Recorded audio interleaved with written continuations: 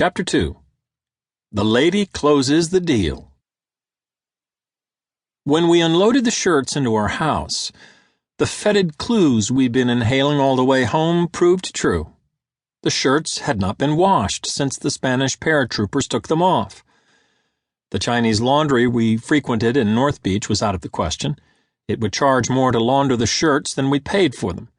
The only economical solution was to wash them ourselves, a load at a time. We finished only a few loads before we had to take a break and prepare for a long-arranged dinner party scheduled that night at our home. Our friend Herbert Gold, the novelist, was one of our guests. When Herb asked the way to the toilet, we directed him downstairs to the only bathroom in the house, which happened to be next to the washer-dryer.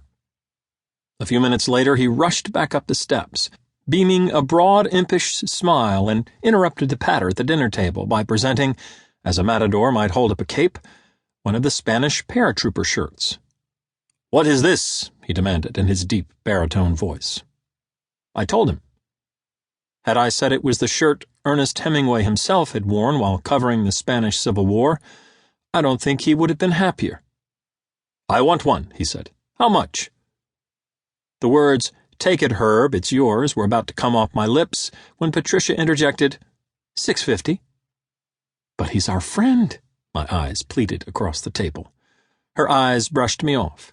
"Plus tax," she added sweetly. Banana Republic was born.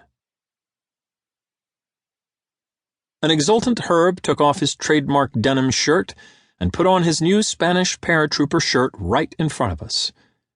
We were all smiling until he slipped his arms into the sleeves. The cuffs fell well above his wrists. Patricia ran downstairs to get him another, but the sleeves on that shirt were also too short. And another, and another, and another. Every single one of the shirts was the same. So this is why the Spaniards had declared them surplus, I thought. By this point, nothing was going to deter Patricia. "Nobody would think of keeping the sleeves on a shirt like this rolled down, Herb," she said with an almost scary authority, rolling them up for him until they rakishly clung to Herb's elbows. She stood back, touched a finger to her chin, and nodded her head to show how pleased she was. Herb caught a glimpse of himself in the mirror.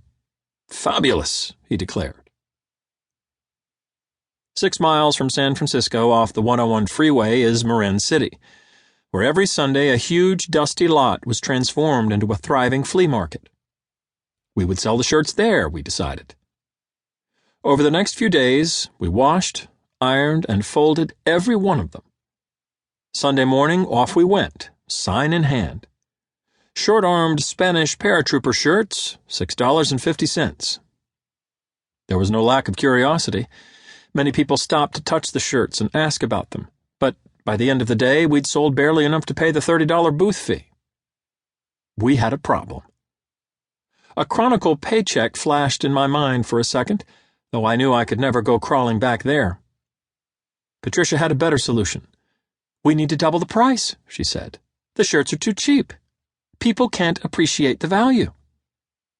The next Sunday, we went back to the same flea market. This time, Patricia herself wore a Spanish paratrooper shirt belted at the waist with tight jeans and heels. She also dressed me up in one with the collar slightly raised and the sleeves, of course, rolled up. Same table, same spot, same everything except the sign, which now read, "Short-armed Spanish paratrooper shirts, $12.95. It was a new day.